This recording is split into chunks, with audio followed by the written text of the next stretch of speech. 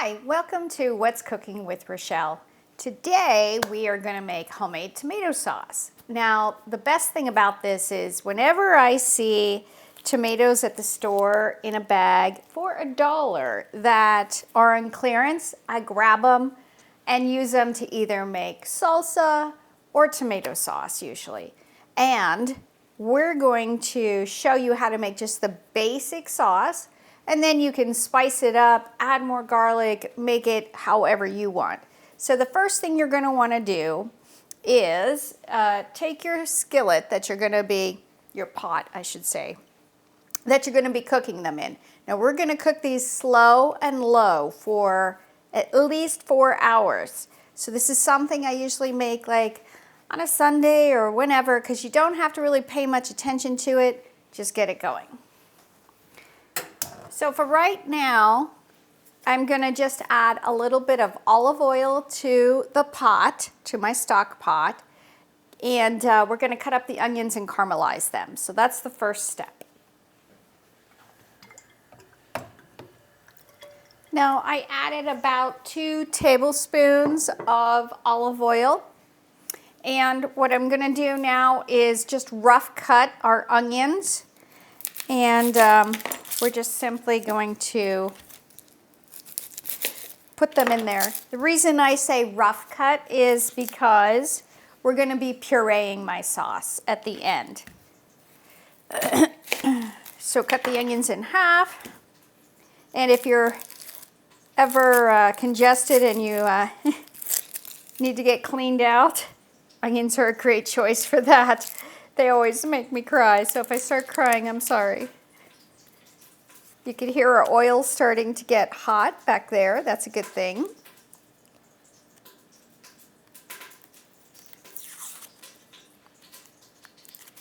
Okay.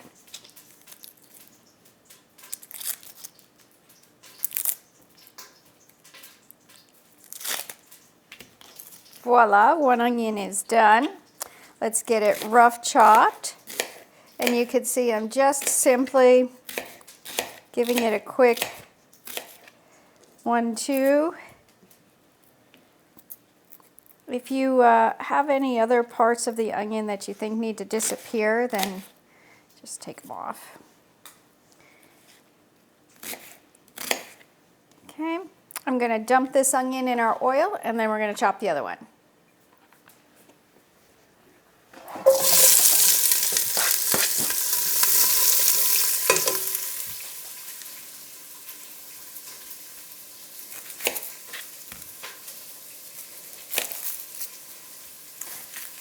Well, I don't know why I'm trying to contain myself. There's nothing like a good cry, right? So there's actually a chemical released from onions that is the reason that makes you cry, if you never knew that. Onions are very good for you. Again, like most things that you'll see that I make, I try to stay pretty healthy and use only ingredients that are going to help you to live a long, healthy life. Okay, so we got those peeled. Again, we're just going to rough chop them.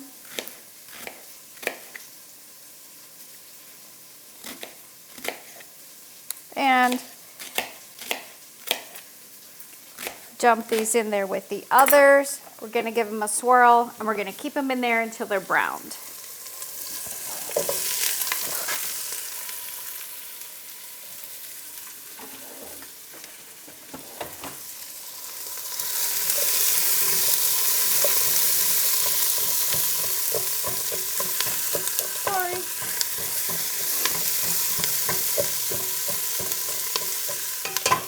Now, if you want garlic in your tomato sauce, this is the time you're going to add the garlic. One key thing to point out is that you are not adding any salt, pepper, or spices or anything to the sauce at this point. It will prevent the tomatoes from cooking properly.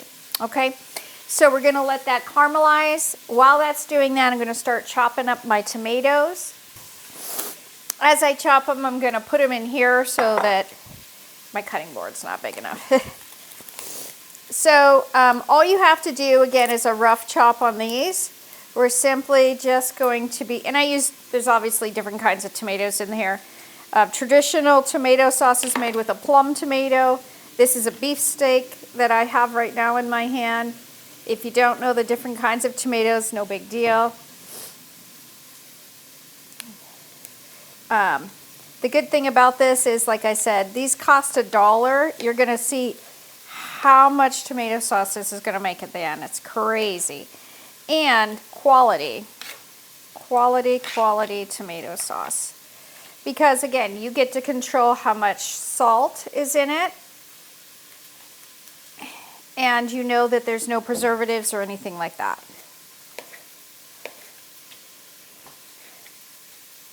And what you're seeing is me just taking the center parts of the core out of some of them.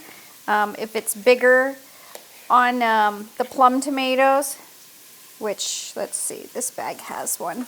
This is a plum tomato, so they're longer and thinner. Usually with a plum tomato, you don't even have to decore it. And I'll show you, this is a vine ripened tomato here. I'm going to just show you the inside difference so you can kind of see. The reason that plum tomatoes versus other types of tomatoes are preferred with tomato sauce is because they have less seeds and more pulp. And when you use the other tomatoes, sometimes you just have to cook it a little longer, that's all.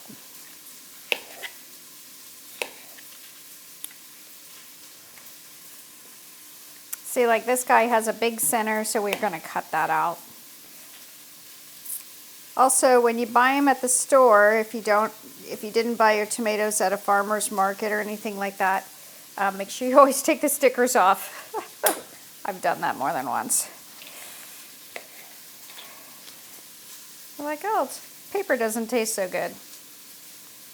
Okay, so I am going to finish rough chopping these, and I'm going to give our onions a quick stir. You do want to keep them stirred so they're evenly browned, okay?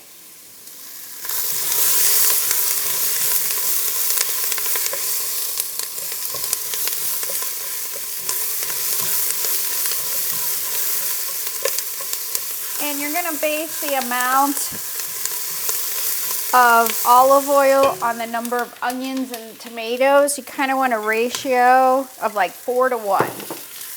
So I'm adding a little more because it just seemed like it needed a little more in it.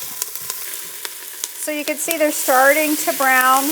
We're going to let them get a lot browner than this before we add in the tomatoes, okay?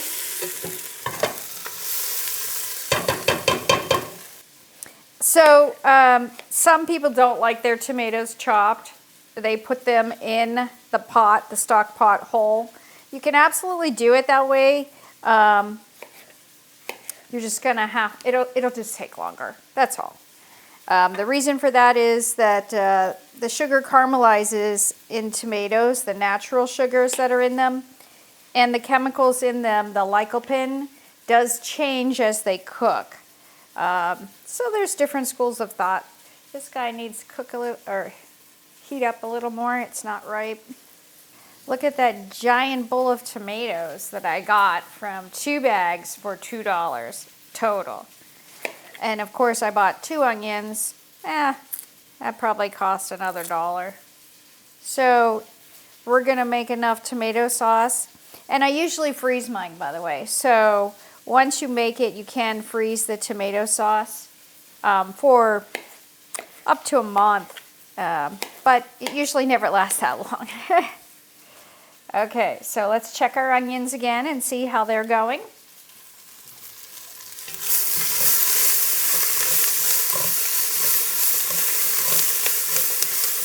Okay, so I gave them a quick swirl so you could see they are caramelizing more. I want to get rid of most of this white, so you can see there's still a few that need to cook just a little bit longer, maybe another 2 minutes. So the tomatoes are all cut, our onions are browned, and our garlic is in there too, by the way. So now I'm going to go ahead and add all of these and 4 cups of water to the pot.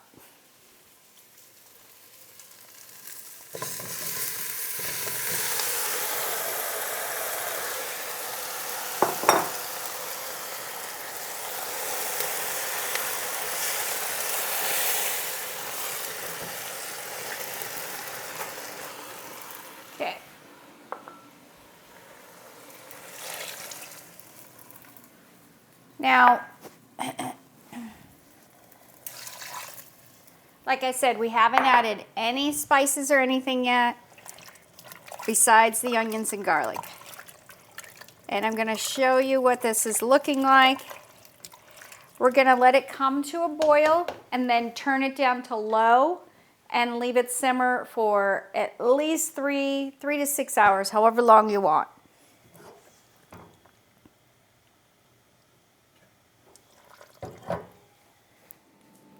Okay, so our tomato sauce has been cooking for a couple of hours. I've been stirring it like every half hour, just give it a quick twist. We're gonna puree it now, add our spices to it, and put it back to simmer for another hour after that.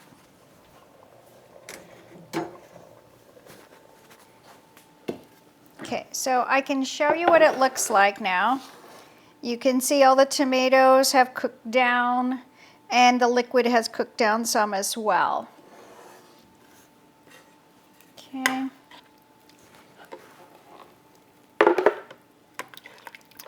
More than likely, this is not all going to fit in here. So I'm probably gonna have to puree it in 2 batches. If you have to do that as well, don't worry, it's not a big deal. Yeah, see, I have more left. And my lid, it'll just take a second.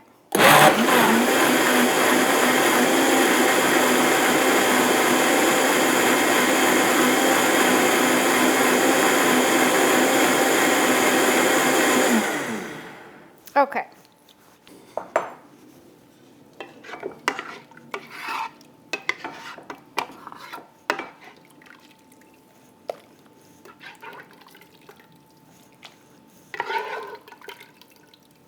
Okay, so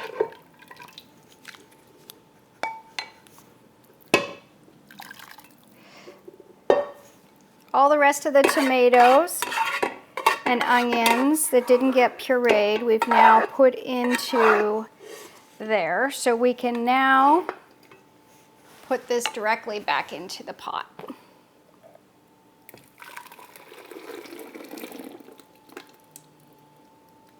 Okay.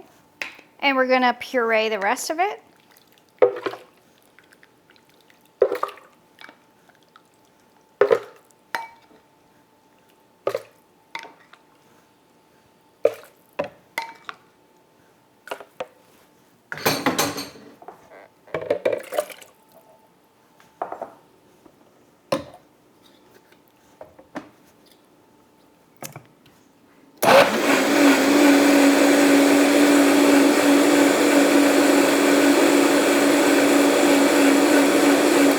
All right, pour this in here as well.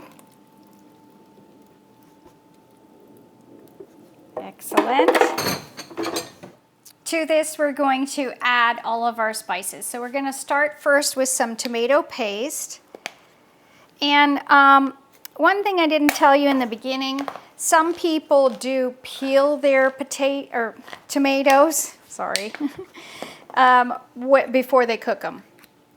And if you're interested in knowing how to do that, I could certainly send you that. But basically you put a little X in their butt and you put them in boiling water and the skin will literally peel right off after they sit in there for a minute or so. Okay, so tomato paste is in. Now we're adding, and that was a 2-ounce can. And we're adding to this a tablespoon of kosher salt, a tablespoon of fresh pepper, a tablespoon and a half of oregano. I didn't have fresh oregano, but I mean, it does really taste good when you have the fresh ingredients. I have a teaspoon of red pepper. If you like yours spicier, add more if you want to make more of like an arrabiata flavor. And then I do have some fresh basil that I'm just going to give a quick chop to.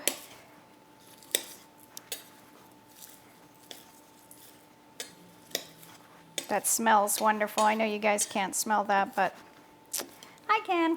All right, we're gonna add that in. Now remember, when you use fresh spices, you double the amount. So for example, if I was using fresh oregano instead of dried oregano, I would have added a lot more. Now this is gonna go back on the stove on low for another hour. All right, here we are, tomato sauce. Let's give it a taste.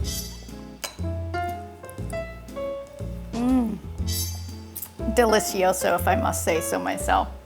Thanks for joining me with What's Cooking with Rochelle. Bye for now.